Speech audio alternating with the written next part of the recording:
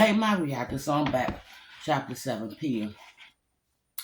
After discovering two more corpses in the row house next door and more apartments after locked or occupied by people who told her to go away or refused to answer, Pierre decided to try more propertious neighborhoods where people had extra to begin with.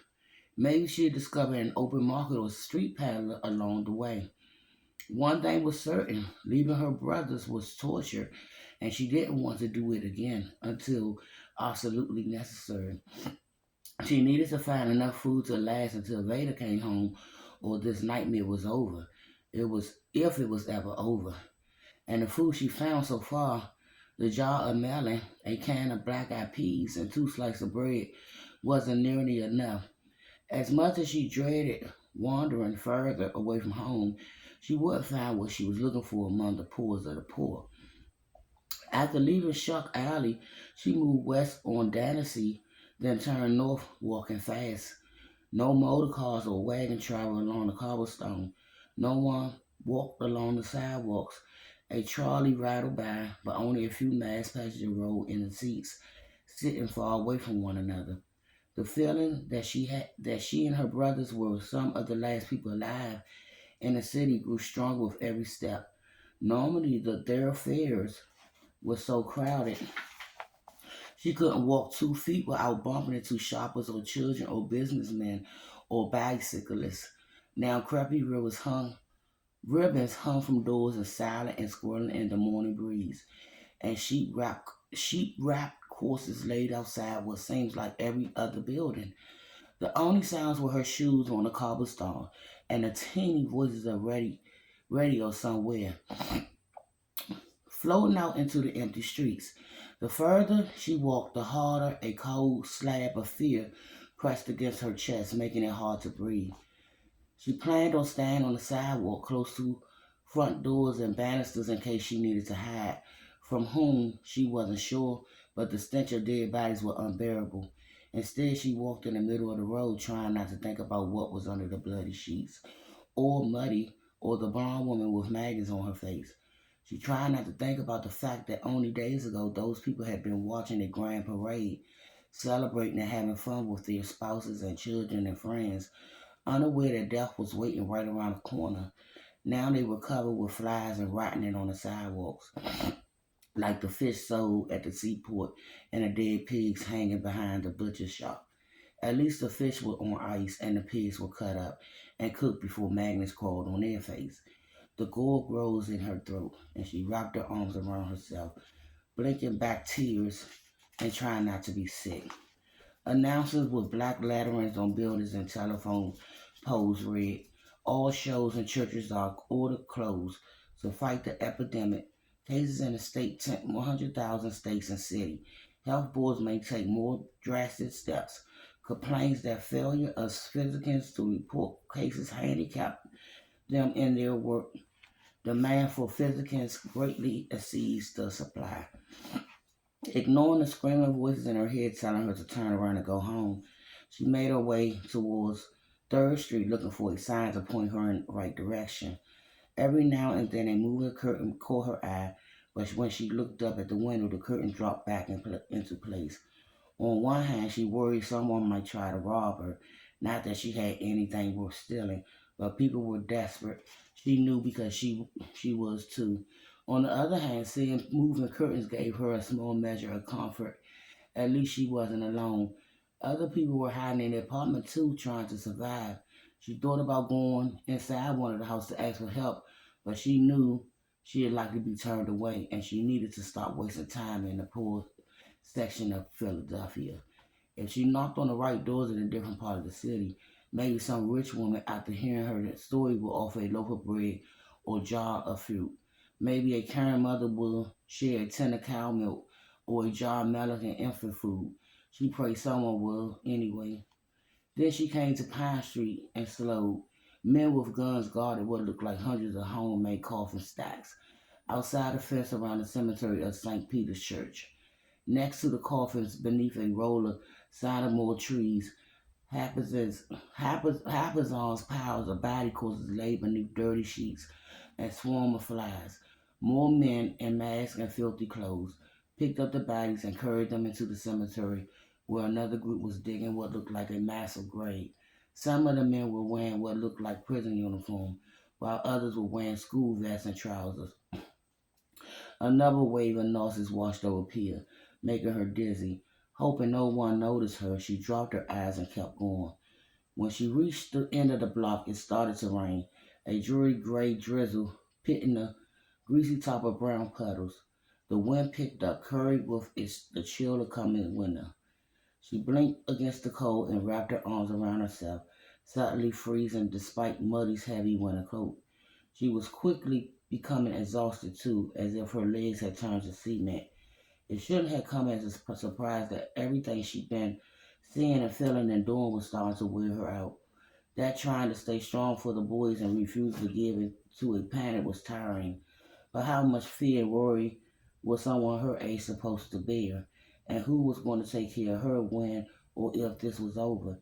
As soon as the thought crossed her mind, she scolded herself for being selfish. Finding food for Ollie and Max was all that mattered. Not how she felt, not how scared she was, not how much she missed her parents. Only a few more blocks and she'd be near South Street, the much traveled route that, along with Shuckle River, claimed to separate the city's rich from the poor. By the time she reached Lombard Street, a thin sheen of sweat had formed on her forehead and upper lips. She wiped her face with the sleeves of muddy coat, then stopped and took it off, yanking on the collar and the cuff, suddenly desperate to remove it. She put the coat over her arm and trudged on. Why was she so hot? Being cold was understandable. It was October and the raindrops felt like ice, but somehow rather abruptly the air had turned heavy and warm and damp, like it did in the middle of the summer. She slowed her heart racing and stopped on the edge of the road. Muddy coat felt like it weighed 100 pounds. Footsteps sounded behind her, and as she spun around, a man stumbled towards her, her eyes and nose bleeding. Towards her, his eyes and nose bleeding, his mouth gasping for air. He reached for her with bloody clawed hands. "Help me," he said in a rag voice. She turned and ran. When she glanced over her shoulder to see if he was following her, he had collapsed on the sidewalk, his arms and legs splayed out at odd angles. She ran a little further, then stopped and put her hands on her knees, trying to catch her breath. Strands of wet hair hung in her eyes. Then she coughed hard and pain exploded in her throat and lungs. She put her hand to her chest. No, she couldn't be getting sick. She couldn't.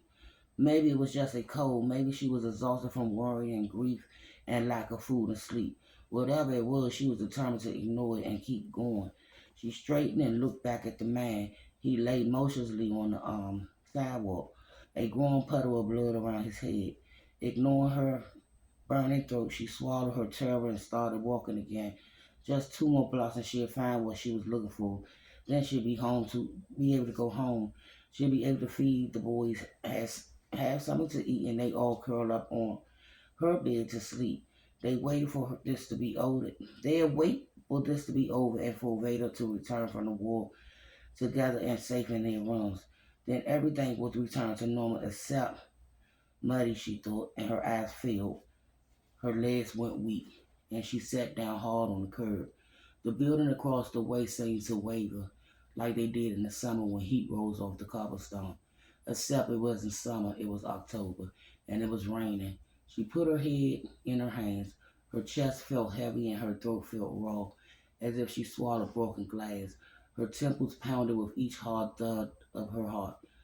She closed her eyes. She needed rest for just a minute. Then she'll be fine. Suddenly remembered she hadn't eaten anything but a mouthful of bread since yesterday. She reached into a coat pocket for the bread from the dead woman's apartment. She unwrapped it and took a bite. This time it tastes like paper and her teeth hurt when she chewed. Swallowing felt like razor blades going down her throat. She took another bite anyway. She had to keep up her strength. Then she coughed again and again and again. She couldn't stop. She spit out the bread, staggered to her feet, and bent over to the waist, gagging and trying to breathe. Panic exploded in her mind. She had to turn around. She had to go home. She had to get Ollie and Max out of the cubby. Finally, after a few minutes of coughing so hard she thought she'd pass out, she could breathe again. She picked up Muddy Coat from the sidewalk, then walked halfway, half staggering to the other side of the street to avoid the collapsed man, and turned toward home. The only food she had was the can of black eyed peas, and the rest of the bread. It will have to do for now. Maybe she'll go out again after she got some rest. Maybe things will get better in the meantime. Maybe people will stop dying and those left behind will come out of their homes. It was a relief and a way to be going home, to know she would be letting her brothers out of the cubby. Her heart lurched when she pictured them, red-faced and crying in the dark space, scared and wondering where they were and what had happened. Would they ever forgive her for what she had done? Will they remember tomorrow? She tried to walk faster. Then something happened. She wasn't quite sure what. It seemed like she fell, except she was still upright. The world started to spin around and around like a carousel. She crumpled to the ground in what seemed like a slow motion. Her cheeks collided with the street. Tiny stones and gravel cut in her skin. Pain exploded in her useless limbs. The muscle in her neck loosening and tightening as her lungs screamed for air. Terror twisting her mind and dizziness overwhelmed her as she felt herself sinking deeper and deeper into darkness. Suddenly, blind, deaf, and mute, her last thought was of Vader finding the twins in a cubby, their small bodies skeletal and cold.